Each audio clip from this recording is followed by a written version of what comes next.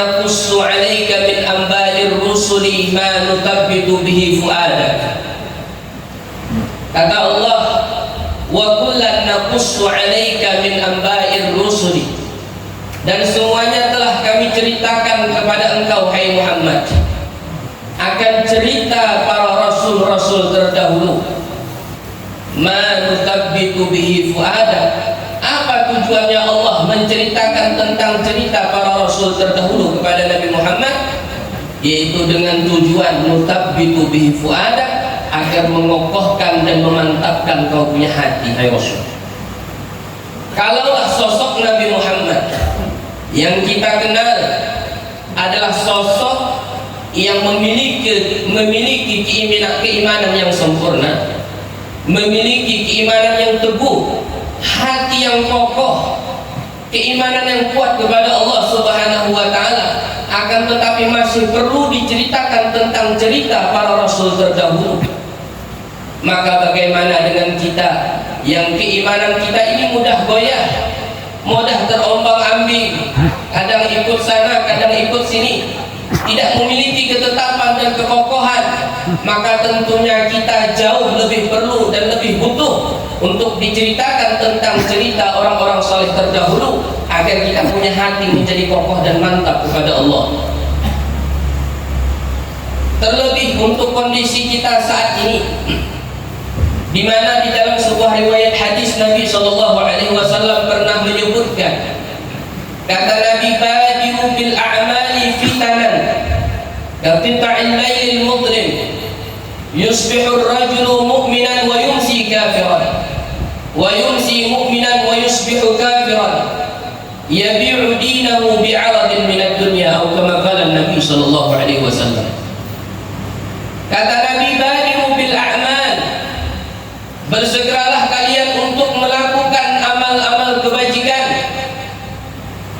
Fitanan, sebelum datang satu fitnah, sebelum datang satu fitnah. Kaqita'il lailil mudlim, Nabi mengumpamakan fitnah ini seperti potongan malam yang gelap gulita. Artinya fitnah yang datang kepada umat ini gelap, sehingga umat saat itu kondisinya dalam keadaan kebingungan. Umat menjadi bingung untuk menentukan sikap mana yang baik dan mana yang benar, mana yang hak dan mana yang batil. Kenapa? Sebab karena fitnah yang datang ini. Sampai Nabi kemudian melanjutkan, yusbihur rajulu mu'minan wa yumsi kafiran. Seseorang di waktu pagi dalam keadaan beriman kepada Allah, akan tetapi ketika di sore harinya berubah keimanan tersebut menjadi kekufuran. Wa yumsi mu'minan wa yusbihu kafiran. Dalam sore hari dalam keadaan beriman kepada Allah, namun ketika bangun di pagi hari keimanan tersebut berubah menjadi kufur kepada Allah Subhanahu wa ta'ala. Inilah kondisi yang digambarkan oleh Nabi Muhammad SAW. Oleh karena itu, dengan kondisi-kondisi yang semacam ini, maka kita sangat amat perlu dan sangat amat butuh kepada cerita-cerita orang-orang saleh, agar bisa menjadi benteng untuk kita, sehingga kita tidak masuk kepada ajaran-ajaran atau pahaman-pahaman yang dapat menyesatkan dan membinasakan terhadap akidah kita. Hadirin yang dimuliakan oleh Allah Subhanahu wa ta'ala, dalam sebuah riwayat hadis Nabi SAW menyebutkan, kata Nabi, la yabghaduna ahlal bait, la yuhibbuna ahlal bait illa mu'minun taqi, wa la yabghaduna illa munafiqun syaqi. Kata Nabi SAW, tidaklah mencintai kami keluarga Nabi Muhammad ini, melainkan ia adalah orang-orang yang bertakwa kepada Allah Subhanahu wa ta'ala. Kan kita sering mendengarnya, ada terkadang orang membawakan dalil, ya kada penting nasab gitu, kan yang penting takwa. Kan biasa terus kita dengar, kada penting nasab itu, yang penting takwa. Padahal nasab dan ketakwaan itu ada kaitan erat di situ. Makanya Nabi menyebutkan la yuhibbuna ahlal bait illa mu'minun taqi. Maka bagaimana gambaran orang yang takwa kepada Allah Ta'ala ini? Di antara bentuk orang yang takwa kepada Allah, yang menanamkan kecintaan di dalam hatinya, rasa mahabbah yang kokoh di dalam hatinya kepada keluarga Nabi Muhammad SAW. Maka tidak bisa orang itu dikatakan orang yang ahlu takwa kalau di dalam hatinya tersimpan kebencian kepada keluarga Nabi Muhammad. Walaupun ia alim, walaupun imamahnya besar, walaupun ia hebat di dalam menjelaskan berbagai macam bab ilmu, akan tetapi manakala di dalam hatinya menyimpan rasa kebencian, hasud kepada keluarga Nabi Muhammad, maka ketahuilah itu bukan orang yang bertakwa kepada Allah. Wala yabghaduna katanya, wala yabghaduna illa munafiqun syaqi. Dan tidak ada yang membenci kami keluarga Nabi Muhammad melainkan orang-orang tersebut adalah orang-orang yang munafik lagi celaka nanti di akhirat. Cukup kiranya ini menjadi ibrah, menjadi wanti-wanti untuk kita. Maka jangan pernah sedikit pun terlontar di dalam lisan dan ucapan kita kata-kata caci maki, hinaan, bahkan merendahkan kepada keluarga Nabi Muhammad SAW. Ayuhal hadirin yang dimuliakan oleh Allah Subhanahu wa taala, perlu kita pahami terlebih dahulu bahwa mereka para habaib ini adalah anak keturunan Nabi Muhammad. Akan tetapi statusnya sama pada manusia seperti kita. Hanya saja mereka ini orang-orang yang memiliki keutamaan. Mereka memiliki garis keturunan yang bersambung kepada Nabi Muhammad SAW. Namun secara lahirnya sama, mereka pun manusia sebagaimana kita. Kita makan, mereka makan. Kita minum, mereka minum. Kita bergaul, mereka pun bergaul. Bahkan kita bisa melakukan kesalahan, mereka pun bisa melakukan kesalahan. Karena terkadang ada sebagian orang, sering kita temukan bahkan di media-media sosial, ada orang yang terkadang mengatakan ketika melihat ada seorang sayyid, seorang habib yang kelakuannya menyimpang dari jalur syariat, lalu ia mengatakan dengan seenaknya seperti itukah keturunan Nabi Muhammad. Seakan-akan kalau orang itu sudah berlabel keturunan Nabi Muhammad tidak mungkin untuk melakukan kesalahan. Padahal tidak. Sekali lagi kita jelaskan bahwa mereka pun adalah manusia sebagaimana kita pada umumnya. Hanya saja mereka ini orang-orang yang istimewa, yang memiliki garis keturunan yang bersambung sampai kepada Nabi Muhammad SAW. Jadi kalau kita tahu pentingnya di sini, tidak akan mungkin keluar ucapan-ucapan yang semacam itu. Nah ini kada sedikit kita temukan banyak ya, banyak. Kayak itulah keturunan Nabi Muhammad. Panderannya kada baik, katuju mahinalna. Ya namanya manusia, ada kemungkinan, ada indikasi bisa salah, bisa benar.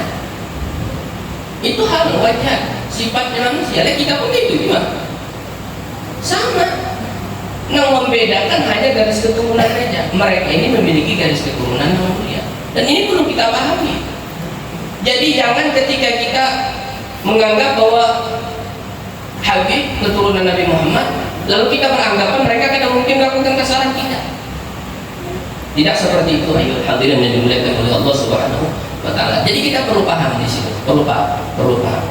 Jadi mereka ini adalah anak keturunan Nabi Muhammad SAW yang jalur sanad silsilahnya itu menyambung sampai kepada Nabi Muhammad, memiliki garis keturunan yang mulia sampai kepada baginda Nabi SAW. Jadi kita hati-hati untuk kondisi kita di akhir zaman saat ini. Orang-orang yang menggemboskan di mana-mana agar supaya benci kepada keluarga Nabi Muhammad. Keluarga Nabi Muhammad itu sudah tidak ada lagi, sudah terputus. Habaib itu bukan keluarga Nabi. Ini hati-hati. Ayo hadirin yang dimuliakan Allah Subhanahu wa taala. Maka dari karena itu perkumpulan seperti ini sangat amat penting bagi kita, supaya kita bisa mengingatkan kembali bahwa seperti inilah ajaran-ajaran orang-orang soleh terdahulu. Tidak sedikit pun mereka orang-orang soleh terdahulu itu mengajarkan kepada kita untuk benci kepada para habaib yang merupakan anak keturunan Nabi Shallallahu Alaihi Wasallam. Ini yang perlu kita perhatikan. Oleh karena itu kata Imam Haddad, wa tafakkur fi siyaris salafus salih. Hendaknya kita merenungi tentang jalan kehidupan orang-orang soleh. Apa tujuannya? Agar supaya urusan perkara akhirat kita, agama kita ini tadi tidak terkontaminasi dengan pemikiran orang-orang yang sesat. Kalau telinga kita ini kadang pernah diperdengarkan tentang riwayat hidup orang-orang soleh, kadang pernah diperdengarkan tentang cerita dan manaqib orang-orang soleh, maka besar kemungkinan kita akan terkontaminasi dengan pemikiran-pemikiran yang menyesatkan. Hadirin yang dimuliakan oleh Allah Subhanahu wa taala. Kemudian yang ketiga, kata Imam Haddad, solusi yang ditawarkan oleh beliau, wastish'ar nuzulil maut kullahin. Hendaknya kita merasakan hadirnya kematian itu di setiap saat. Jadi bayangkan bahwa kematian itu senantiasa mengintai kepada kita. Kalau tiga hal ini kita jalankan dalam kehidupan kita, yang pertama kita mentadaburi akan Al-Quran. Kemudian yang kedua, kita mentafakuri tentang riwayat hidup orang-orang saleh tersebut. Dan yang ketiga, senantiasa merasa diintai-intai oleh kematian setiap saat. Maka insya Allah kita akan menjadi orang yang selamat dunia sampai akhir.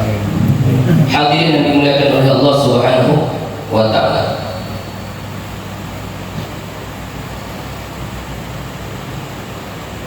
Oleh karena itu, sekali lagi kita tekankan, penting kita memperingati hal-hal yang semacam ini agar supaya kita bisa tergugah kembali ingatan kita dengan jalan orang-orang saleh terdahulu. Sebagaimana Allah pun mengajarkan kepada Nabi Muhammad untuk mengingat dan mendengar tentang riwayat-riwayat hidup para Rasul yang terdahulu. Padahal Nabi Muhammad itu kurang kokoh apa keimanannya, kurang kuat apa keimanan Nabi Muhammad, kuat luar biasa. Tapi tetap Nabi perlu dikisahkan, diceritakan tentang cerita Rasul-Rasul terdahulu. Apakah lagi kayak kita ini? Nah, keimanannya itu dari kita tadi udah tombak ambing. Ini hari ini semangat beribadah misalnya, kena satu waktu kendor. Ini hari ini jadi orang yang mahabbah kepada keluarga Nabi. Satu waktu datang orang yang mengiming-imingi ini, akhirnya goyah, ambing jadi pecinta keluarga Nabi. Justru malah menjadi pembenci dan berusaha untuk menjatuhkan kepada keluarga Nabi Shallallahu Alaihi Wasallam. Dan ini terjadi saat ini. Jadi apa yang kita ceritakan ini yang saat ini terjadi fenomena. Nah, kenapa kita tekankan hal-hal semacam ini? Karena ini penting. Karena penting kita ini, ayyuhal hadirin, ketika kita menanamkan kecintaan yang kokoh di dalam hati kita kepada keluarga Nabi Muhammad, kemudian kecintaan itu kita bawa sampai kita mati, maka kata Nabi, kita akan mati dalam keadaan membawa iman yang sempurna. Ala wa man mata ala hubbi ali Muhammad mata mu'minan mustakmilal iman, wa qala Nabi sallallahu alaihi wasallam. Allah, ketahuilah siapa yang mati dalam keadaan beriman, dalam keadaan membawa kecintaan kepada keluarga Nabi Muhammad, mata mu'minan mustakmilal iman, maka ia mati dalam keadaan membawa keimanan yang sempurna. Dan itu yang menjadi harapan kita. Kita ini bercita-cita dan berharap agar supaya meninggal ini dalam keadaan beriman. meninggal dalam keadaan husnul khatimah, membawa iman yang sempurna. Nah, Nabi memberikan kiat sudah. Nabi memberikan alternatif agar supaya kita ini bisa meninggal dalam keadaan membawa iman yang sempurna. Bagaimana caranya? Maka dengan cara mengokohkan kecintaan dan mahabbah di dalam hati kita kepada keluarga Nabi Muhammad Sallallahu Alaihi Wasallam. Dan cinta kepada keluarga Nabi ini perlu kita pahami, bukanlah sebuah keafdalian, akan tetapi sebuah kefarduan kita. Jangan kita beranggap itu keafdalian. Artinya bila mencintai Nabi ini suatu ibadah yang memiliki keutamaan kadang, tapi ini sebuah kewajiban kita. Sebuah kewajiban kita. Wajib bagi kita untuk cinta kepada mereka. Wajib bagi kita untuk menaruh ta'zim kepada mereka. Terlepas mereka ini apakah perilakunya bagus ataukah ada, sesuaikah dengan ajaran Nabi ataukah ada, itu bukan ranah dan urusan kita. Nah, menjadi kewajiban gasan kita cinta kepada mereka. Jangan jadi orang-orang seperti di akhir zaman saat ini. Nah, hanya mencintai kepada keluarga Nabi itu hanya karena alimnya aja. Jadi bila ada alim, kata anda cinta. Cinta lawan keluarga Nabi karena sebab seorang Habib ini, seorang Sayyid ini alim. Tapi bila ada alim, kata mau cinta. Nah, ini keliru namanya. Makanya kan dalam sebuah hadis Nabi SAW menyebutkan, kata Nabi, ahibbullah lima yabdukum min ni'amihi. Cintailah oleh kalian akan Allah Subhanahu wa ta'ala karena Allah telah memberikan nikmatnya kepada kalian. Wa ahibbuni li hubbi, kata Nabi. Dan cintailah aku, kata Nabi, karena wa ahibbuni li hubbillah. Dan cintailah aku, kata Nabi, karena kalian cinta kepada Allah. Wa ahibbu ahla baiti li hubbi. Nah, ini poinnya. Dan cintailah keluarga, kata Nabi, ahlul baitku, karena kalian cinta kepada. Jadi cinta kita kepada keluarga Nabi itu karena sebab cinta kepada Nabi. Kenapa? Gara kita cinta lawan para habaib.